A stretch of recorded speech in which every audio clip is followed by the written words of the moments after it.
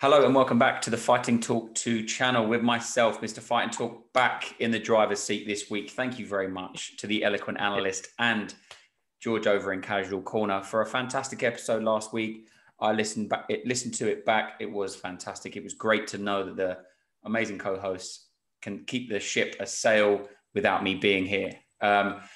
Nevertheless, we are on to another week of fighting. But how are we doing, George? All good in Casual Corner? Yeah, man, all fine. Thank you very much. All good, mate. Good to hear. We had a pretty decent weekend of fights, to be honest with you. We obviously had Bellator on Friday night, which was a numbered event, which was good for them. It was obviously on the BBC as well. We had a couple of the European fighters on the main card. We obviously had MVP, Michael Venom Page, who gets a lot of grief. I put something on social media this week and it's just a very mixed bag of the thread of some people really hate him and some people think he's mildly okay, but just a can crusher. We'll get into that in a minute.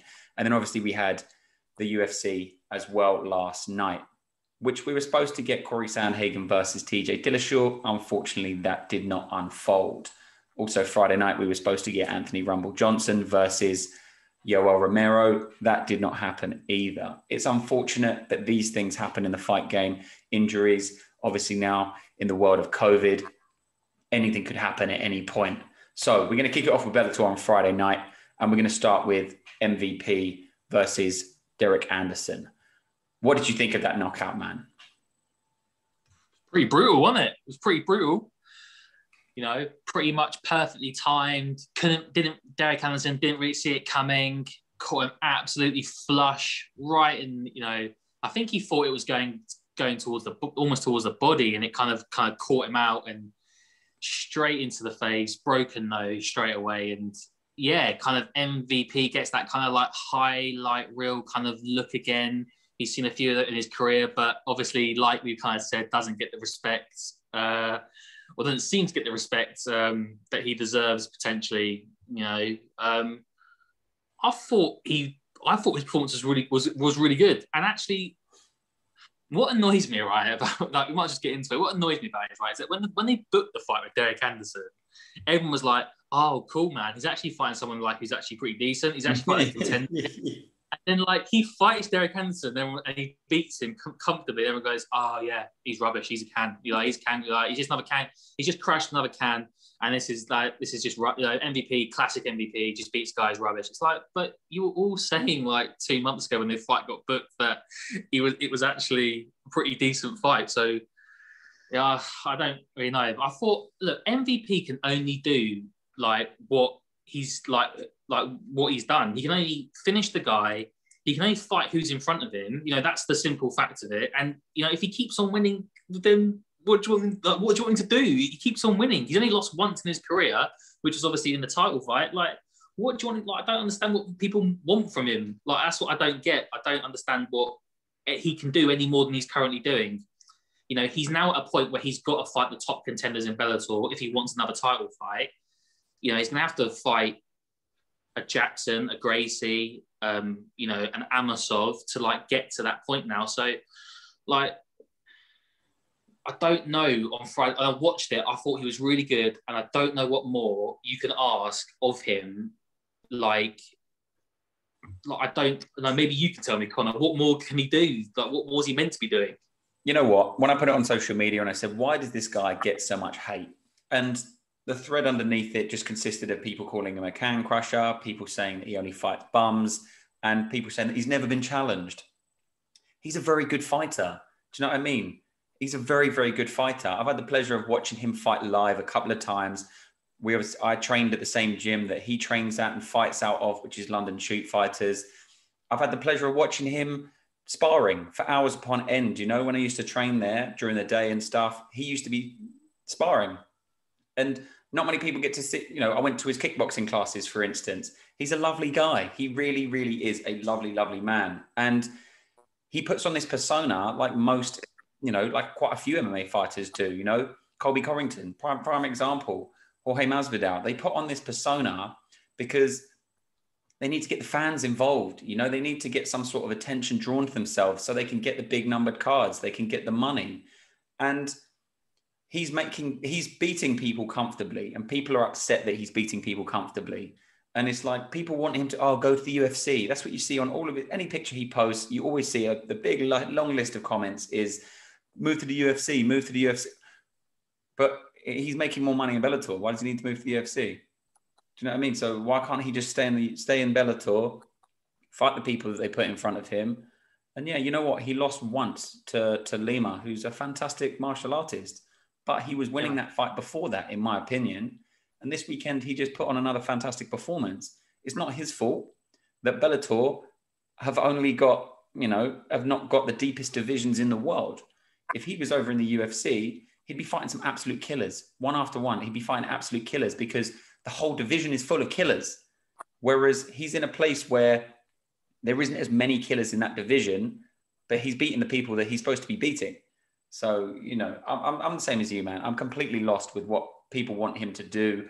And people, some people just don't like him because he showboats. He does the little dances in between. He dances afterwards. He's a very charismatic guy. And that's just how he is the person, So it's hard to put someone down so much when that's just how they are. Do you know what I mean? People give him a lot of grief for that, but I really don't understand. But on his performance on Friday night, it was just glorious. He timed his distance management was fantastic. Anderson came out, started leg kicking a little bit, which obviously he got caught with in the Lima fight. MVP was pretty wise to it, started dipping in the front leg, so he didn't get them leg kicks anymore. And I felt like Anderson was pretty lost. Exactly like you say, man. A couple of months ago, because this fight's been booked, I think, twice already, and it's fallen through due to COVID and stuff like that. But everyone was like, wow, he's fighting he's fighting a 17-3. This guy's a pretty good kickboxer. This could be a real challenge for him. Saturday morning, everyone wakes up and goes, oh, great, he's just beaten another bum. I can only reiterate what you just said, man. It's very frustrating from a, mixed martial arts fan point of view. We watch Bellator, we watch One, we watch everything. Do you know what I mean? And it's annoying that someone can get so much grief just for being the biggest shark in his pond. But I don't understand. But the nose was completely smashed. They should have ended it straight away, in my opinion. Yeah, look, and it's like you were saying about the people in the comments saying you should just go to the UFC. By the way, he's under contract. He can't just decide that next week he's going to go to the UFC. He's signed in with Bellator, and like you said, if he's making more money and he's winning fights, what's the logic in going somewhere?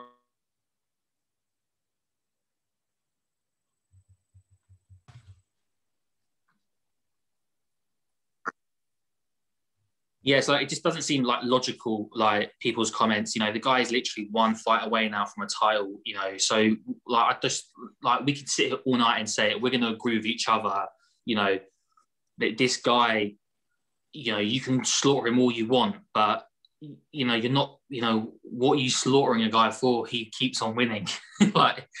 It's not like he's on some losing streak. He's winning fights. And I think the only way he gets any kind of respect, is if he wins a title. But even then, I still think people in the community, in the MMA community, will slaughter him somehow. I think he'll just have to walk through his entire career at MVP and just know that he's never going to be liked for whatever reason that is. I personally, I hope he goes and wins it. I hope he goes and wins a title. He's a British fighter. We should be supporting British fighters, right? That's surely what we should be doing, So, yeah, crazy, man. But away from all of that kind of, rubbish, it was a great performance, and he did what he had to do. He did what he had to do, and he got it done. So, yeah, on to the next fight for MVP. Yeah, that's it, man. It's not like he grinded out a decision. Do you know what I mean? We see so many fighters that have a bigger fan base grind out a decision every single time, but he puts on a performance. This guy puts on an absolute performance, and he smashes someone's nose in. Do you know what I mean? It's not like he just kind of clipped him and, he's got a little cut under his eye. He completely destroyed the guy's nose. It was finished. It was done. It was squashed flat on his face, like he'd been hit in the face with a shovel. It was pretty wild, man. It was pretty wild. What else caught your eye on Friday night then? Obviously, we had Bellator on the go, and we had a couple of fights on there. But what else were you interested in? Hey, well, there was there was a lot of fighters on there who were part of the bantamweight division. So obviously the big main fight was obviously for the bantamweight title. You also had guys like Patchy Mix and Rothian Stotts fighting as well, who are two top contenders. I think all of that, you know, at the moment, like when you look at all the divisions, bantamweight seems to be the deepest one in Bellator. It looks the deepest one, in my opinion. You know, you've got guys like, obviously, Archuleta, who just lost his title, and Sergio Pettis, who was fantastic. His, you know, range and striking, you know, which I thought would be really hard against Archuleta, was really well executed. You know, but you've also got up and coming contenders, you know, who fought. So Patchy Mix had a great win, and Rothian Stotts had a great win. James Gallagher was meant to be fighting on this card, but it fell off. He's another top contender. And also you've got Zabic's training partner, Magomed Magomedov, who, you know, so there's a whole group of these guys. And I think this is a really exciting division at the moment. So, you know, when you see the title changing hands and you see two other guys get great wins, who both then call out James Gallagher to then, you know, for fights, you know, this is one definitely for Bellator to be pushing. You know, it seems to be more than a light heavyweight tournament. It seems to be the most exciting kind of thing that Bellator has at the moment. You know, maybe the only thing that stops that is the Pitbull AJ McKee fight that's coming up soon. Sorry. But yeah, definitely those three fights caught my eye, just because it's interesting to see how that division kind of plays out and where they go now. Because obviously there's a new contender, there's a new top man, and these guys are rising, and you can put some really interesting fights together to see who can fight Sergio Pettis next. Yeah, it's good to see that Bellator is, you know, for this week at least, making a little bit more noise. It's kind of, since it's moved over to the BBC, I think it has drawn a few more eyes. Obviously, we spoke about this when they announced that the BBC were going to be having it on their platform of the iPlayer, which is still a little bit annoying, because if it was on, you know, BBC Two, for instance, on a Friday night, it would get a lot more eyes to it, because people, you know, you kind of your channel hopping or whatever, and you might flick onto it and be like, oh wow, this looks exciting. I've never watched MMA before. I'm going to get into it. Whereas having to go onto the iPlayer and stuff like that, for, you know, a generational thing, like the older generations that maybe are not that tech savvy may not be able to find it as easily as people that are a little bit more tech savvy. Do you know what I mean? I went on the app, flicked it, it went onto my TV, and everything was fine. But I really feel the BBC should, you know, put it onto live TV on the big screen on one of the main channels, because what are we watching at midnight to 4 a.m. on BBC One anyway? Like repeats of EastEnders or something. I don't know.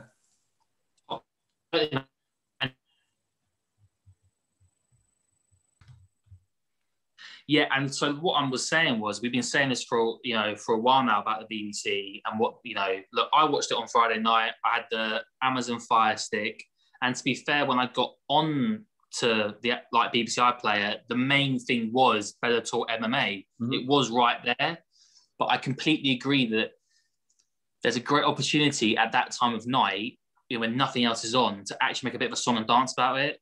You know, you could put it on BBC Two. You could get an actual like team of people together. You know, Gareth A. Davis, who is a really well-respected combat sport journalist. He covers Bellator here in the UK.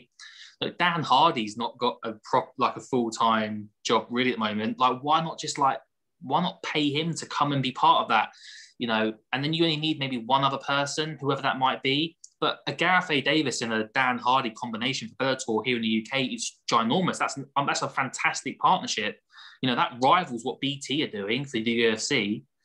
So it always feels like a missed opportunity, you know, especially like when you see the card this weekend. I actually found Bellator more interesting than the UFC this weekend. Mm-hmm. I don't say that very often. Yeah. You know, and it just feels, but even though that was the case, it still feels like there was something missing from it. Yeah. But I don't think the BBC will ever put the money in to make it more of a thing. That's the honest answer. I just don't think. And I am seeing a bit more. I am seeing stuff on the website. I am seeing more stuff leading up to the fights.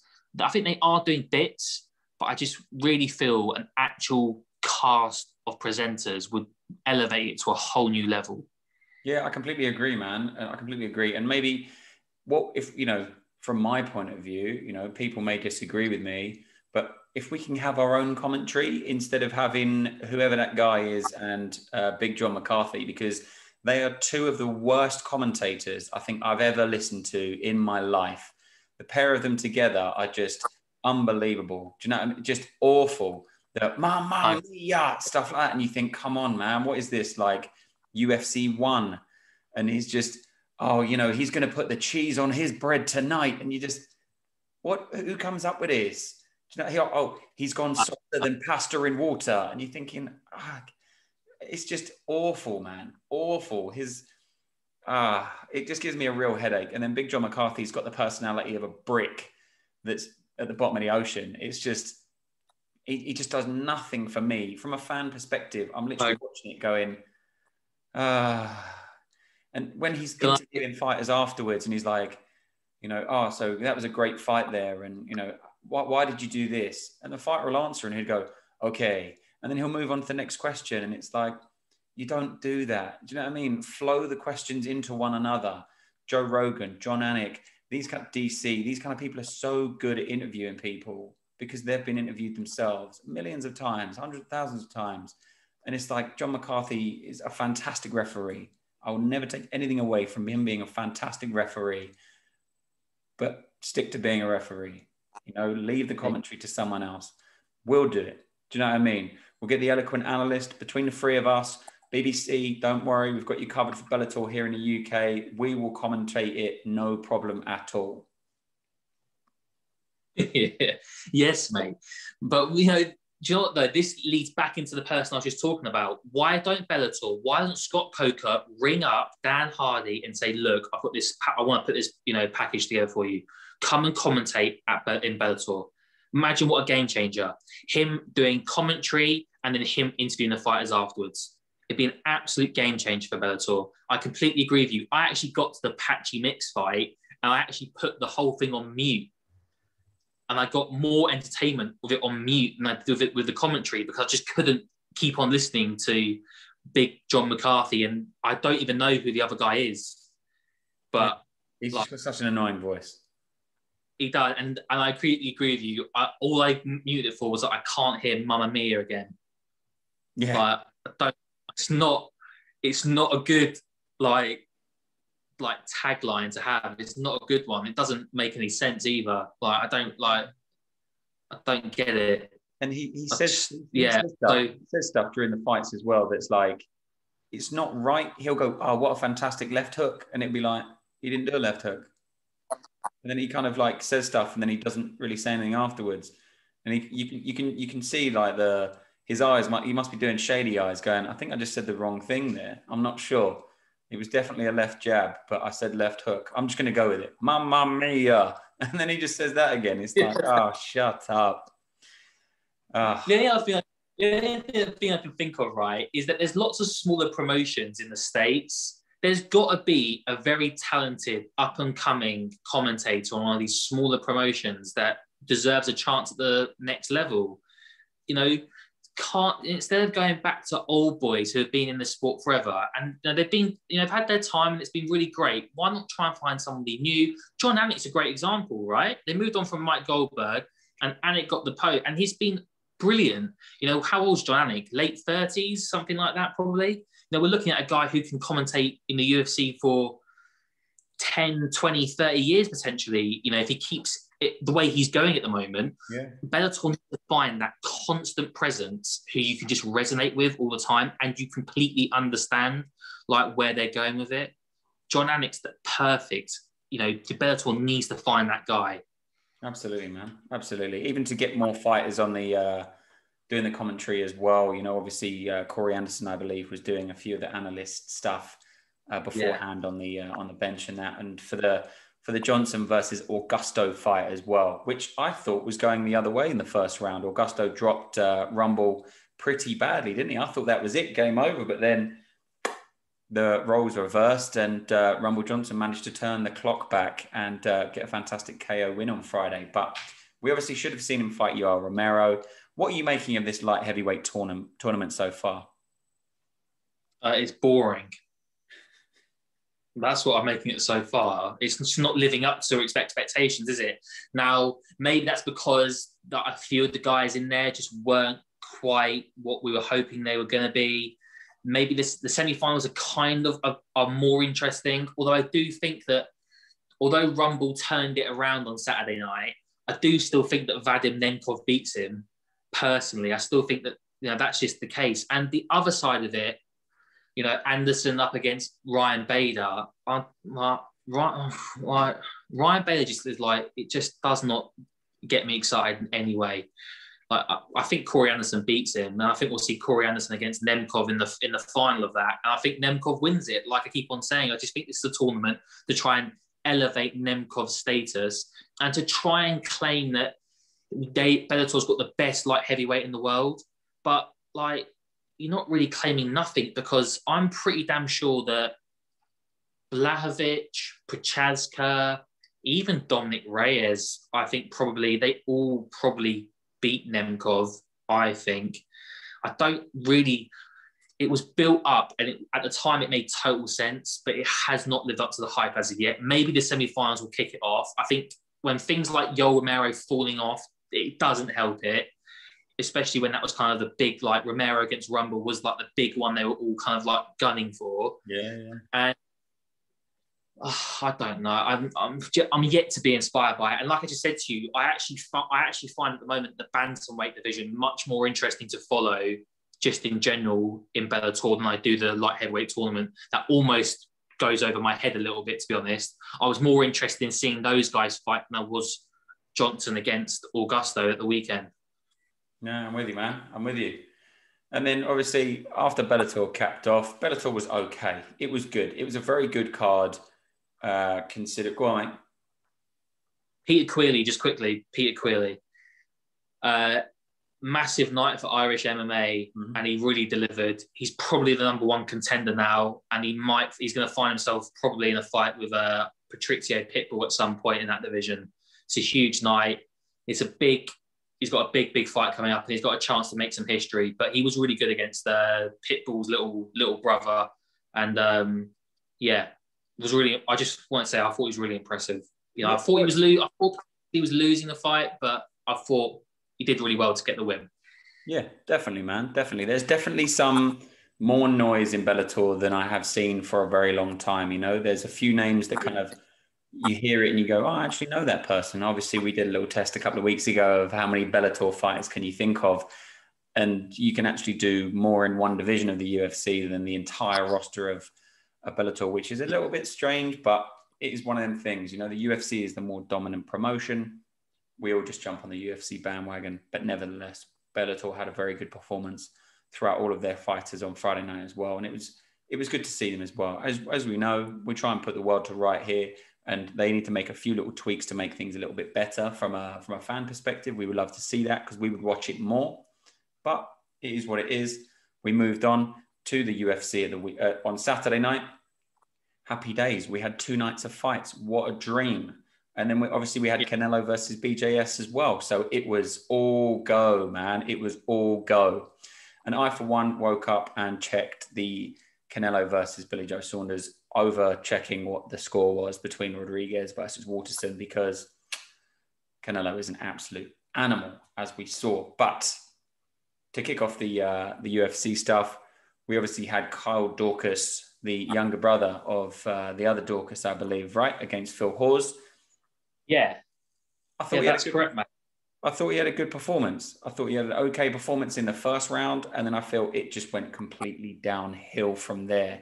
Clearly, he's not getting too much inspiration from his brother. But what did you see from Phil Hawes? I feel like he's kind of one of these simmering fighters, He doesn't make loads of noise all the time. He kind of comes out, gets a win every now and again, reverts back. Tell me what your views are of him. Yeah, just quickly, by the way, the whole Canelo thing was never in doubt. He was always going to beat Billy Joe Saunders. It was just a matter of when and how. But yeah, the Phil Hawes fight, first of all, was really weird because didn't they book him against somebody else before the Dorcas fight? Haven't they booked him up against Darren Wynn? Is that right? I think that's his next fight. No, have they already booked, or did they already book the second one? It came very close, like before or after his actual fight. It seemed a bit weird. It was almost like they were going, yeah, you'll beat, Dorcas, and away you go. But yeah, Phil Hawes for me, I mean, don't people still call him like a prospect? But he's like in his early 30s. No idea, man. No idea. Everyone seems to be a prospect. Everyone's a prospect, no matter the age. I don't really. He is the kind, like you just said, that he's kind of like one of these guys that kind of like disappears, comes back up, pops up with a win. I think he's undefeated in the UFC, the UFC as well. So I mean, he's like kind of one of these like. He's one of these people that you kind of really struggle to kind of like put your finger on about him. He kind of like just seems to always slip under the radar, if that makes sense. Like you kind of forget he's fighting, but you always enjoy seeing him fight whenever he's there. It's like, oh, Phil Hawes is on the card, cool. And then like he kind of like disappears away again.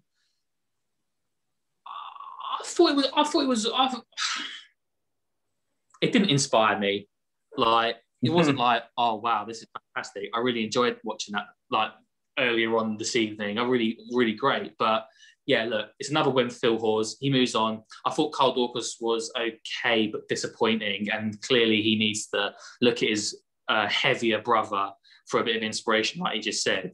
But yeah, Phil Hawes kind of moves on as this older prospect who's winning fights. And yeah, we'll kind of see how he gets on in the next couple of weeks against Darren Wynn, which doesn't really make sense either because I think Darren Wynn's got a losing record in the UFC. It just doesn't seem like seems a bit of a weird fight for him, to be honest. Yeah, we'll have to see how that plays out, man. I mean, we always knew, and obviously from your preview show last week that you did with the Eloquent Analyst, it was always going to be a very quiet weekend for the UFC because it was supposed to be this big night of Corey Sandhagen versus TJ Dillashaw. We obviously had Amanda Hebas fighting last night, which always perks up every fight card I feel that she's on. There's always some sort of happiness to it because she just brings that joy. And she was obviously supposed to be fighting Angela Overkill Hill, which fell off. But I believe they've rebooked that for 2 weeks' time anyway. So that's great that they can rebook that and be confident that the COVID will be completely gone, which is great.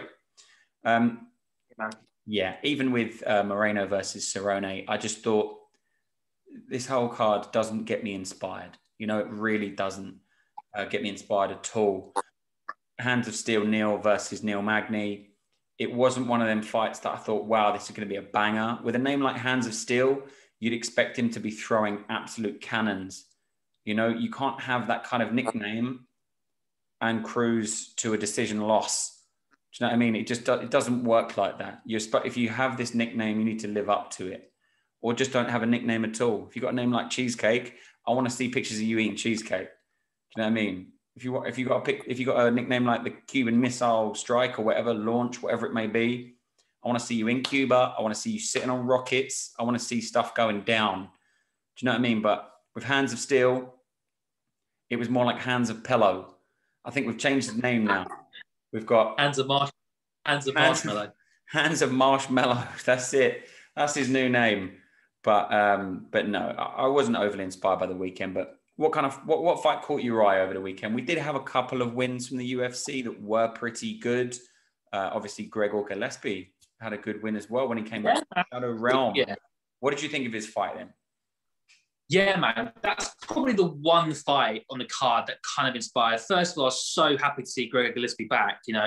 Obviously the last time we saw him out had that like crazy knockout loss over with Kevin Lee. And we haven't seen him win the UFC for a couple of years now. So it was great to kind of see him back out there. And had that kind of crazy first round of Ferreira, which was like with all those scrambles that were kind of going back and forth. And at one point he thought he was in trouble. They both looked like they were in trouble at times. And in the end, he got it done.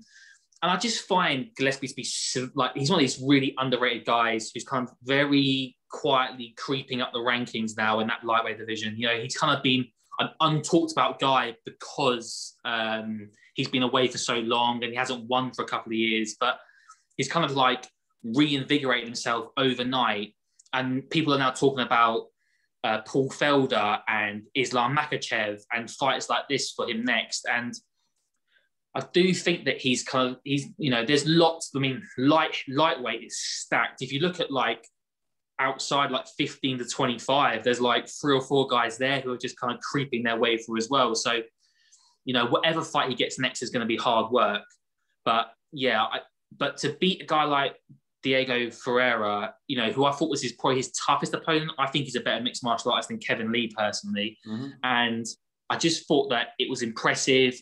Kay looks in trouble at times, but the most important thing was that he got back in there, got it done, and he now can focus on how he moves forward into that top 10 and finds big fights. You know, you only need to look at guys like, well, I suppose Benel Dariush, really. You win a couple of fights and suddenly you're fighting Tony Ferguson. You know, you're starting to fight big boys, you know, big sharks in the lightweight tank. So, you know, I think for Gillespie, it's going away, picking the right fights, being really sensible about how you build your way through. You know, this guy, okay, he's 34 years old, but he hasn't had many fights in his career. He's got an unbelievable cardio and an unbelievable pace to how he fights, that I still think he's got a lot of gas in the tank and a lot of kind of like time in the legs to kind of very easily over the next 24 months start to work his way toward the top 6 and 7. So, yeah, it was a great win for him, an important win for him as well, actually. And, I thought he was probably the most impressive guy on the card last night.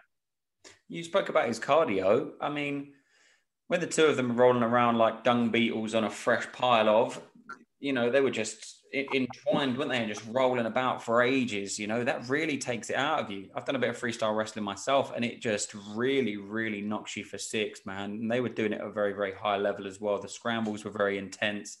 But when Gregor Gillespie got on the stool in between rounds, it took him a couple of seconds before he got up. You know, he was kind of sitting on the floor. He kind of put his hands down, big, deep breaths. Big deep breaths. His head was down in between his legs when he was in between rounds, and I thought, wow, he's pretty gassed here. But he managed to come out and really turn it on again, and obviously getting the TKO win, caught his back, just put the hands on him, elbows, everything. I thought it was a very, very good performance from him. Like you say, over the next coming months, it would be great to see him slowly move up the rankings as well. And there's people like this that take a little bit of time out. As soon as you take a bit of time out in the MMA game, the fans don't look at you the same. The other fighters don't look at you the same. You think, would you rather see them coming in and getting losses, or would you see them, you know, we've seen Kevin Holland fight like 28 times in the past 3 weeks, and it's like he just keeps picking up losses, but at the end of the day, he's still fresh in everyone's mind. You know, he's at the forefront of everyone's mind when they think of someone to step in. As soon as a 170 or a 185 drops out, they're like, oh, why don't we put Kevin Holland in there? And, you know, he'll probably do it as well. But do you need to see people staying away from the game and then coming back when they're ready? Or do you need to see them coming in and having consistent fights all the time to stay in the mind of everyone?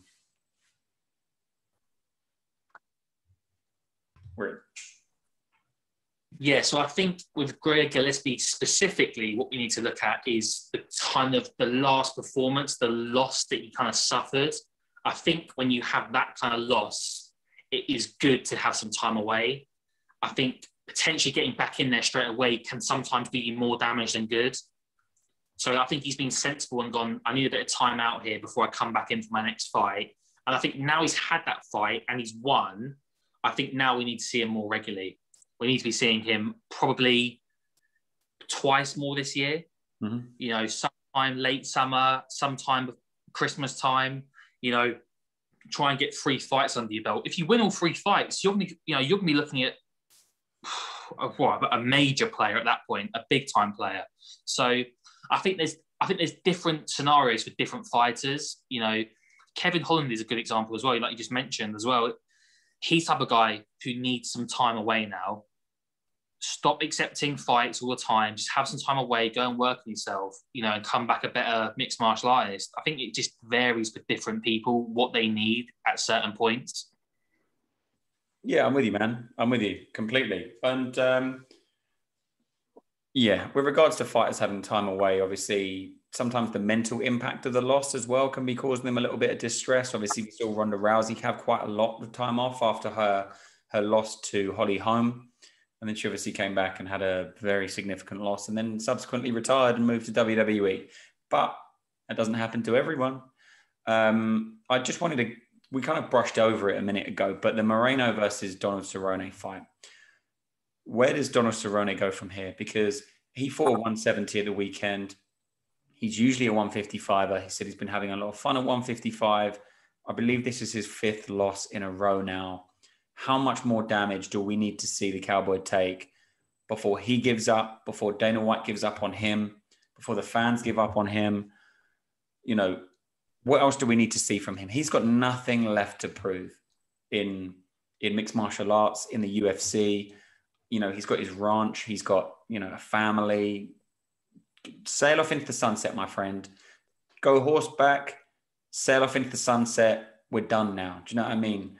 Nobody wants to see Anderson Silva jumping back in, just like nobody wants to see Donald Cerrone jumping back in either. I couldn't agree more. This, for me, last night confirmed the end for Cowboy. There's just nothing left to prove. He says the fight's not gone out of him, but it feels like it has. You know, when you lose 5 in a row, and you know you're losing them pretty convincingly, like it's not a good look anymore. And like you just said, go back to the ranch, go back to your family. You know, the gym that you have on your ranch has got some pretty good fighters in it. You know, maybe concentrate more on seeing their careers elevate. You know, I know Yair Rodriguez now trains there. He's not fighting, you know, poor. He's not coaching poor fighters. He's fighting some pretty good ones in there. So maybe it's time to switch focus and focus on that. I just think Cowboy, what he wants is a fight in front of a crowd that he can win, and then he can say, "I'm done." So he can have the big send-off that he kind of feels he deserves or wants. And I'm not taking that away from him. I think he deserves that. You know, he's been a great fighter in the UFC for a long, long time. But I do not want to see him get back in there and lose again and again. You know, it can't keep on happening. It's got to stop at some point. Someone's got to say something to him and say, look, this is it now. This is enough. And I thought that perhaps the original fight he had booked with Diego Sanchez was going to be kind of a retirement fight for the both of them. They're going to kind of walk away at the same time. That hasn't happened. And so he's still there, you know, Cowboy. But I don't want to see it too much longer. I can't keep on seeing a guy like that just get repeatedly beaten down all the time. Yeah, I think Cowboy is going to try and keep fighting in the octagon, whereas Diego Sanchez is going to keep hanging upside down and getting slapped in the face in some sort of creepy BDSM kind of dungeon thing. Can we just touch on that a little bit? Because I do not know what the hell is going on and why this man is allowed to even be near people, let alone train professional fighters, but why professional fighters going to him in the first place and saying, hey, man, I really like your techniques. Can you punch me in the forehead, bare knuckle, while I'm upside down? Maybe it will help me. What's going on? Listen, he's obviously started to come to light in the last week or so, you know, when obviously Sanchez got released from the UFC and all this kind of stuff. And this kind of, I think he's called Joshua Fabia, has kind of like, has kind of started to kind of, some of the stuff has started to come out about him. And it's deeply worrying. This is not, you do not train someone by hanging them upside down and kicking them in the head, you know, and like, I'm pleased to see that that the MMA community has denounced this and said this is terrible. And I'm pleased to see and I think the only way you eradicate this is by everyone saying it's not okay. So we're a small podcast, but we're now talking about saying it's not okay. And I've seen John Jones and Conor McGregor tweet and say this is not okay. All I hope is that Diego Sanchez gets the help that he deserves, because he's rapidly heading towards something quite terrible, I think, with this guy. I think Sanchez needs love and compassion and a bit of kindness in his life. And I don't think he's getting a single drop of that from this character. I think it's abhorrent what he's doing. I think it's disgusting. And I think it's incredibly dangerous for both Sanchez's mental health, which has always been a struggle for him, apparently, and for his physical health as well. The sooner this guy is removed from the MMA community, the better, to be honest. He's a complete danger. And my fear is that this guy will wheedle his way in with other aging MMA fighters, promising to help them regenerate themselves or whatever hell he's promising to do. And he's going to be a continued danger to sport athletes. He's no good for MMA, it gives it a terrible look. And the sooner he's gone, the better for everyone, but most importantly for Sanchez. No, I completely agree, man. I completely agree. Sometimes you obviously see videos of Muay Thai fighters, for instance, over in Thailand, and they're getting punched in the stomach repeatedly, taking kicks to the ribs, that kind of stuff. In boxing, you get punched in the stomach, you get your muscles used to being punched in the stomach. We get it. Do you know what I mean? It's all part of the sport, because if you've never been hit in the stomach before and you get hit in the stomach in a fight, you'll be on your knee. Do you know what I mean? Whereas if you do a little bit in training, you feel how it is. Whereas you don't need to train to get hit in the forehead while you're upside down. At no point in any fight, unless you're fighting Spider-Man, you're never going to be upside down getting hit in the forehead. So I really don't understand what this dude is doing, man. I think he needs to be sniped from a long distance, just that's it. We'll just cut ties. Do you know what I mean? Get someone in, get American Sniper in. I don't know what his name is. 500 yards away, bang. Let's just do him. And that's it. We can all just get over this, because, like you say, it's those kind of things that will be in the mainstream media. Not just in the MMA community media. It'll be in the mainstream media, and people will be going, "Well, is that how you train MMA? Is that how you become a UFC fighter?" And then they're going to not let their kids go to train at their local MMA gyms, because they're going to go, "Oh, well, why do I want to take my kid to go and hang upside down and have some guy punch me in the head?" But it's just unbelievable. I just really, it really frustrates me, to be fair. Yeah, and I think it's really important that the community as a whole, like I said, denounces this and says this is wrong. It has to rally around and to push this character away.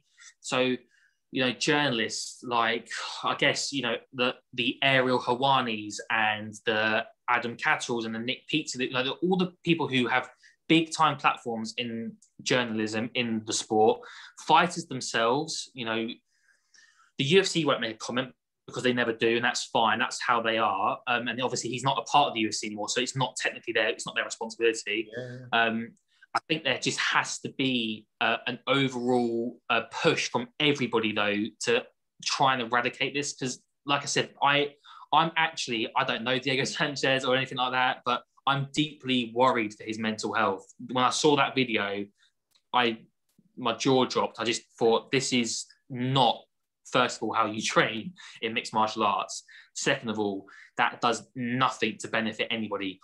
If he could explain what the benefit of, like I said, hanging someone upside down and then kicking them and hitting them in the head,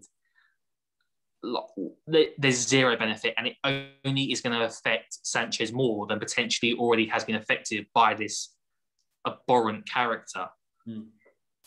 Well, enough about him. We've done a little segment on him now, and we never need to speak about him again, because, as we said, Diego Sanchez is no longer a part of the UFC, which, in my opinion, is about time. It's about time that these fighters kind of got set off the sail when they reach a decent age or a decent point in their career. They're on a bit of a losing skid. Give them the respect that they deserve and say, look, thank you for everything you've done for this sport. Appreciate everything you've done in the past 10 years, however long he's been in the UFC. We don't need you anymore. We don't want to see you take any more punishment. Very much like Dana White did with Anderson Silva. Maybe one or two fights too late, in my opinion. I don't know how you feel about that, but obviously the Spider is such a big character in the MMA world, and just in the world in general of combat sports.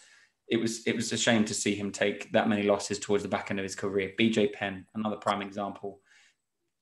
Let go of these guys a bit earlier. Do you know what I mean? Let go of these guys and girls just a little bit earlier, because it gets a little bit disheartening from a fan perspective, especially seeing them take so much damage in their later life. But we're going to wrap up the show with Michelle Waterson versus Rodriguez. What did you think about the fight? Obviously, it was a very clear win for Rodriguez, but Waterson, I feel, is never going to get there. I really like her, the karate hottie. She's, got a great character, and she seems like a very, very talented fighter. But whenever she comes up into the limelight, bang, she takes another L, and she's back to the bottom of the pile again. What did you make of her performance at the weekend? It was a bit of a scrap between these two ladies. They obviously went the full 5 rounds as well. I'm glad I was asleep at that point, to be honest with you. I watched it the next day. I watched the highlights, all 3.5 minutes of them, of a 25-minute fight. But what did you take away from the fight? Where do you see Rodriguez going next? And where do you see Waterson going next?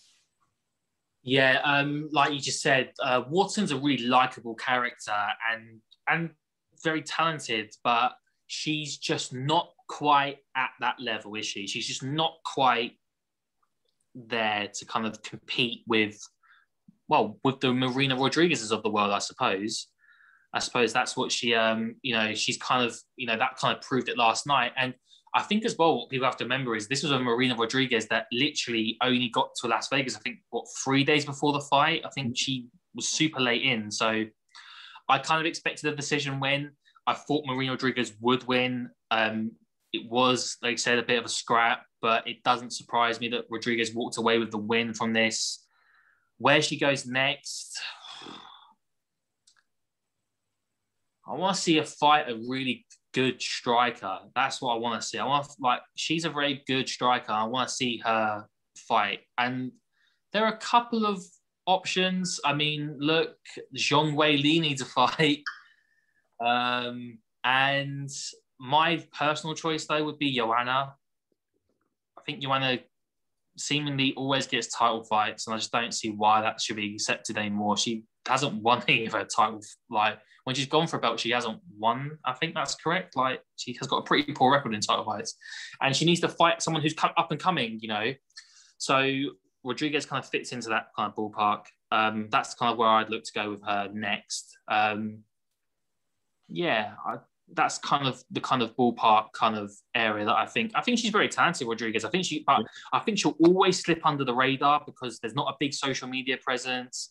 She doesn't speak English. I think there's this kind of I think she'll get disrespected by other girls in that division because she's not the money fight. She's not the big fight. But at some point, someone's going to have to take her on, and she's a dangerous fighter for anybody. She's proving that she ruined Hebas on Fight Island, and she ground out. What's that? Twice. She knocked her out twice, didn't she? True, she did. She knocked her out twice in the fight, and she kind of ground Waterson out. She kind of ground her out and got it done. And so, yeah, I think a Weili or a Joanna is kind of where they should look to next. She needs a top contender because she's a top contender herself, and the only way to find out whether she's good enough to fight for a title is to put her in against other title contenders. So that's where they should be looking next. Yeah, I completely agree, man. I completely agree. And then where do we see the karate hottie Michelle Waterson go from here? Because like we just said, man, she's one of these fighters that kind of crumbles a little bit when she gets into the main events, and she crumbled. Obviously, it was supposed to be a 3-round fight. To be fair to her, they obviously bumped it up to a main event and to a 5-rounder, and they both had the stamina to go 5 rounds with, which is fantastic. Not a lot of fighters would have allowed that to happen.